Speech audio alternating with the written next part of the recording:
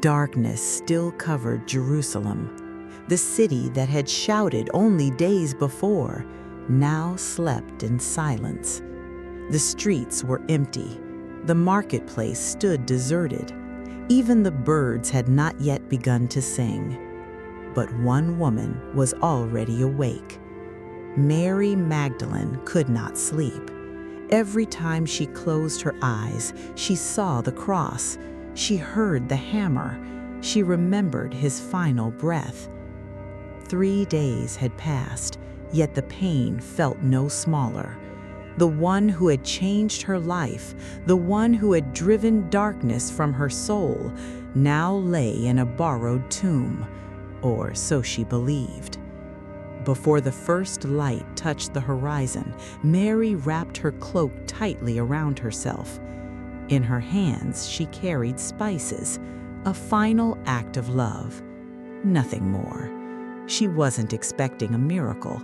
She wasn't expecting hope. She simply wanted to honor the one she could never repay. The Gospel of Mark tells us, very early on the first day of the week, just after sunrise, they were on their way to the tomb. Mark 16:2. The journey was quiet. Every step echoed through the narrow streets of Jerusalem. Mary wasn't alone. Other women walked beside her. None of them spoke much. Grief has a language of its own. Sometimes silence says everything. One question lingered in every heart. Who would move the stone? The entrance had been sealed. The stone was enormous. Roman soldiers had guarded the tomb. No ordinary group of women could move it. Still, they kept moving. Sometimes, faith continues moving even when it has no answers. As the first rays of sunlight spread across the hills, the garden came into view. Mary slowed her pace. Something wasn't right. The soldiers were gone. The stone had been moved. No one spoke. The women stared in disbelief. For a moment, no one dared take another step. Had grave robbers come? Had someone taken his body? Mary's heart began to race. Without waiting for the others, she ran. The tomb stood open. Cold morning air drifted from within. Mary leaned forward. The place where Jesus had been laid was empty. Only the linen cloths remained, carefully folded, not scattered, not abandoned, as though someone had left by choice. John later wrote, he saw the strips of linen lying there and the cloth that had been wrapped around Jesus' head folded up by itself. John 20:6-7. Mary could not understand what she was seeing. An empty tomb was not hope. It was another mystery, another heartbreak. She turned and ran back toward the city. Peter had to know. John had to see it. They have taken the Lord out of the tomb, she cried, and we don't know where they have put him. The disciples hurried after her. Peter entered the tomb first. John followed. They examined everything, the stone, the linen, the silence. Then, slowly, they left, still confused, still uncertain, still unable to understand what the scriptures had foretold. But Mary did not leave. She remained alone outside the tomb. The morning sun climbed higher. Birds began to sing. The garden slowly came alive. Yet Mary's world remained filled with darkness. Tears blurred her vision. She had stayed with Jesus at the cross. She had watched him die. She had seen where his body had been placed. Now, even his body was gone. She believed she had lost him twice. Then, unable to bear the uncertainty any longer, Mary bent down once more and looked inside the tomb. What she was about to see would change not only her life, but the history of the world forever. Mary wiped her tears from her face. Slowly, she leaned forward and looked inside the tomb once again. This time, she wasn't alone. Two figures sat where Jesus' body had been laid, one at the head, the other at the feet. Their garments shone with a brightness unlike anything she had ever seen. The Gospel of John tells us, Mary looked into the tomb and saw two angels in white seated where Jesus' body had been laid. John 20:12. For a brief moment, time itself seemed to stand still. One of them spoke, gentle, calm, almost like a father comforting a child. "Woman, why are you weeping?" Mary barely lifted her eyes. Her sorrow was too great. "They have taken my Lord away," she answered, "and I don't know where they have laid him." Those words revealed the depth of her heart. She did not say, "They have taken a body." She said, "My Lord." Even in her grief, she still belonged to him. Then, Mary sensed that someone was standing behind her. She slowly turned. A man stood only a few steps away. The morning light surrounded him, but tears clouded her eyes. She could not recognize his face. The Gospel simply says, she did not realize that it was Jesus. John 20:14. Why? Perhaps because grief changes the way we see. When sorrow fills the heart, hope often becomes invisible. The stranger looked at her with compassion. Then he asked the very same question, "Woman, why are you weeping?" And then another, "Whom are you seeking?" Not what are you looking for, but whom? Because Christianity has never been about finding ideas. It has always been about finding a person. Mary assumed he was the gardener. It seemed the only explanation. "Sir," she pleaded, "if you have carried him away, tell me where you have laid him, and I will take him." Those words still astonish readers today. How could one woman carry the body of a grown man? She had no plan, no strength, only love. Love does not always calculate what is possible. Sometimes love simply moves forward. Then everything changed. Jesus spoke only one word, "Mary." Nothing more, just her name, the same voice she had heard countless times before, the same voice that had once called her out of darkness, the same voice that had restored her life.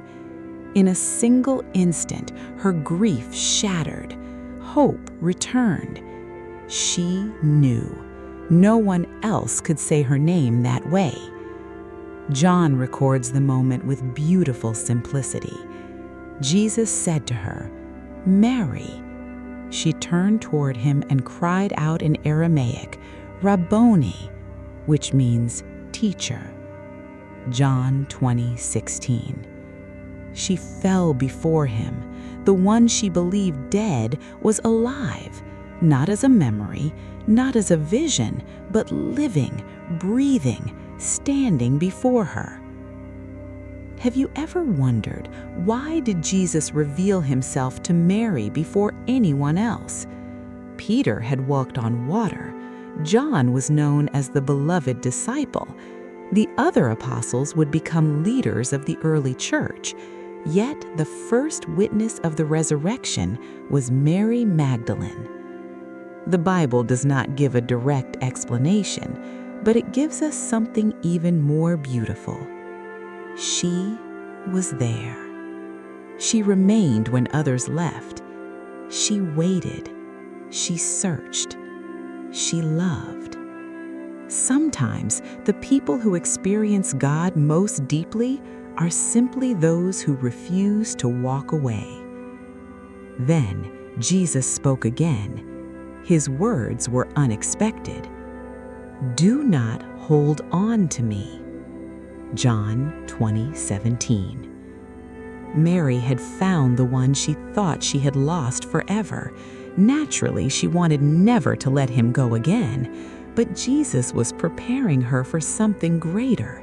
His mission was not ending, it was only beginning. He continued, "Go instead to my brothers and tell them." Mary's tears had become joy.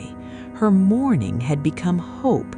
She had arrived at the tomb carrying spices for the dead. She would leave carrying the greatest news the world had ever heard. But would anyone believe her? Mary's heart was still racing. Only moments earlier, she had come to the tomb expecting to mourn. Now she stood in the presence of the risen Christ. Everything had changed. The cross was no longer the end. The tomb was no longer a place of sorrow. Death itself had been defeated. Yet Jesus gave Mary an unexpected mission. "Go to my brothers and tell them." John 20:17. He could have chosen anyone, Peter, John, one of the 12. Instead, he entrusted the greatest announcement in history to the woman who had once been known only for her broken past. The first person to proclaim the resurrection was Mary Magdalene. She ran from the garden, not with fear this time, but with hope. The streets of Jerusalem looked exactly the same. The stone buildings, the narrow roads, the morning sun. Nothing around her had changed, yet everything within her had. Just minutes earlier, she believed the story was over. Now she carried news that would transform the world forever. Every step seemed lighter, every breath filled with joy. She had seen him. Not a dream, not a vision. Jesus was alive. The disciples were gathered behind locked doors. Fear had filled the room. The authorities had crucified Jesus. Who would be next? Every knock at the door sounded like danger. Every voice outside made them uneasy. Then the door opened. Mary entered, breathless. Her eyes were bright with tears, not tears of grief, but of overwhelming joy. She looked at them and declared the words that have echoed through history. "I have seen the Lord." John 20:18. Silence filled the room. Some stared at her, others lowered their eyes. Could it really be true? The Gospel of Luke records that many thought the women's report sounded like nonsense, but they did not believe the women because their words seemed like nonsense. Luke 24:11. How difficult it must have been for Mary. She knew what she had seen. She knew whose voice had called her name. Yet those closest to Jesus struggled to believe her. Still, she did not change her story. Truth does not become less true simply because others doubt it. Why Mary? This question has been asked for centuries. The Bible does not tell us that she was greater than the apostles, nor does it suggest she was more important than Peter or John. But Scripture does reveal something remarkable. She stayed at the cross when many had fled. She watched where Jesus was buried. She came to the tomb before dawn. She remained there after the others left. She kept searching when hope seemed gone. Perhaps that is one of the beautiful lessons of her story. Those who continue seeking Christ, even through tears, may discover him in ways they never expected.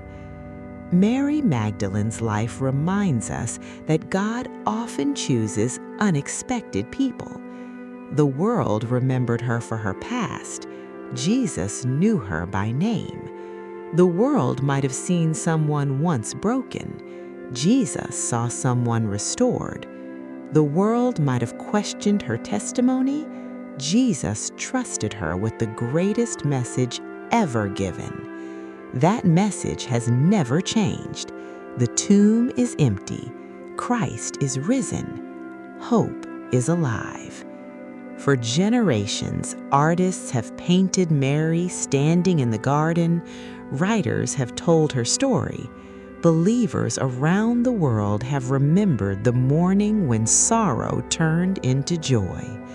But perhaps the most moving part of the story is not the empty tomb, not even the angels.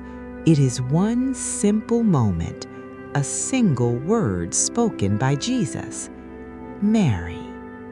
Sometimes faith begins not with our search for God, but with the realization that God already knows our name. As Jesus himself said, "I am the good shepherd. I know my sheep, and my sheep know me." John 10:14. For Mary Magdalene, everything changed the moment she heard her name. And for millions of believers throughout history, that moment continues to speak with the same hope today, because the risen Christ still calls people to himself, not by their failures, not by their past, but by their name. Thank you for listening to this story. Join us again as we continue exploring the remarkable women of the Bible and discover how every one of their stories ultimately points to Jesus Christ, the Savior of the world.